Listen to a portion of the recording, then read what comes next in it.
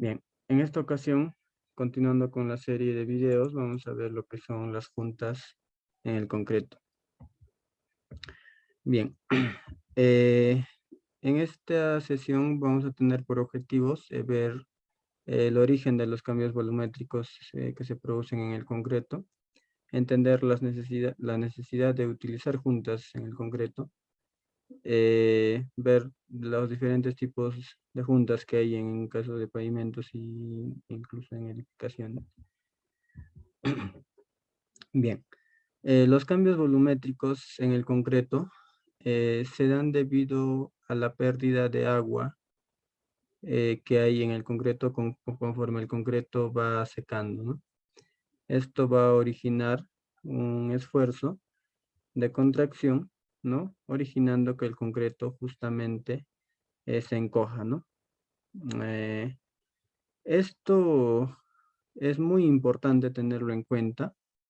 Justamente para ello es que durante el endurecimiento del concreto, ¿no? Pasado un día, 2 días, es necesario curar el concreto para evitar que se produzcan grietas debido a estos esfuerzos, debido al secado del concreto. Eh, También el concreto se puede contraer o expandir debido a cambios de temperatura y cambios de humedad, ¿no? Así, por ejemplo, podemos decir si a mayores temperaturas el concreto experimentará un aumento de volumen, mientras que a una disminución de temperatura el concreto también disminuirá su volumen. Igualmente con la humedad, si hay si hay un aumento de humedad, el volumen va a aumentar del concreto. La necesidad de las juntas en el concreto. Las juntas son muy importantes porque justamente a las juntas se les puede decir, son como grietas planificadas, ¿no? Eh, en otras palabras, nosotros controlamos el, el origen de las grietas, ¿no? Cómo se genera o a dónde quieres que se expanda, ¿no? Ya que en realidad es inevitable evitar que se produzcan las grietas, ¿no? Pero por lo menos es bueno prevenirlos. Entonces, para ello se utilizan, por ejemplo, las juntas, ¿no? En el caso de los pavimentos, se tienen las funciones, por ejemplo, también de controlar el agrietamiento transversal, ¿no? En el caso perpendicular a la vía, y longitudinal, ¿no? En dirección a la vía. Por ejemplo, cuando hay dos carriles, en el caso de longitudinal vendría a ser las juntas que justamente pasen por el eje, ¿no? Que separen a ambos carriles. Em, Justamente estas juntas ayudan, ¿no? A evitar agrietamientos, ¿no? Además de lo que puede ser también, ¿no? Por efectos combinados de alabeo y de cargas de tránsito, ¿no? Que se pueden producir también debido a ello en en el caso de pavimentos. Bien, las juntas en pavimentos tenemos tres. Las juntas transversales, como decíamos, que son las que van a estar perpendiculares al eje de la vía, ¿no? Estas deben estar espaciadas entre sí, ¿no? Entre 4 a 6 metros, ¿no? No deben exceder 30 veces el espesor de la losa. Por ejemplo, nosotros tal vez o a veces nos preguntamos por qué en el pavimento de concreto se tienen bloques cuadrangulares de concreto, ¿no? Esto es justamente con el fin de evitar grietas, ¿no? Que se produzcan grietas en el concreto, ¿no?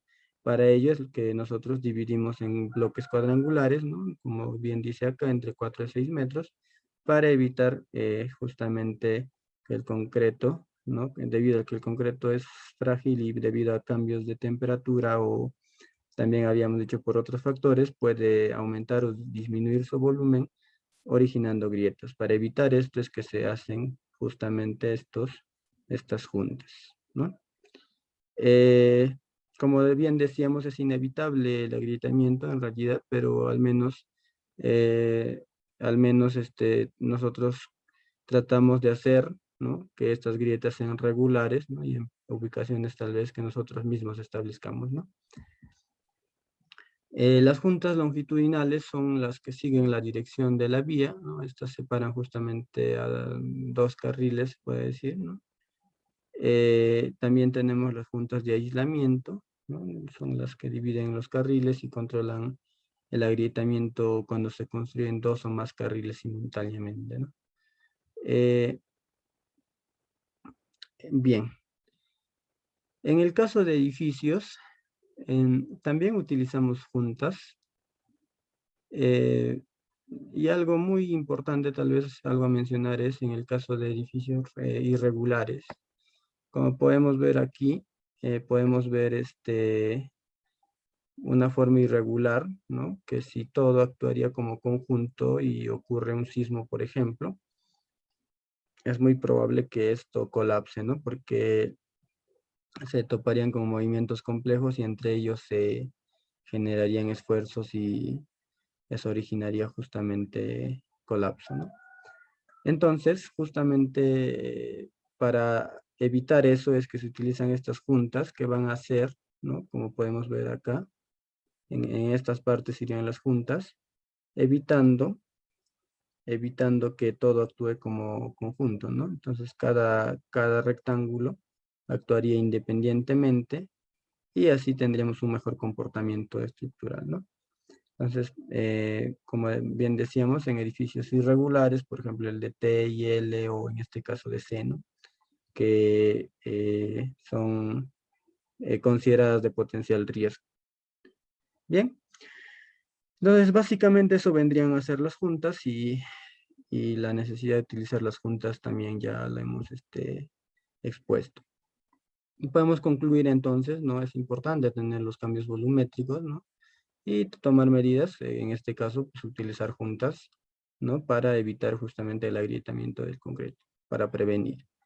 Se deben conocer los tipos de juntas y también tener en cuenta el por qué utilizar esas juntas, ¿no?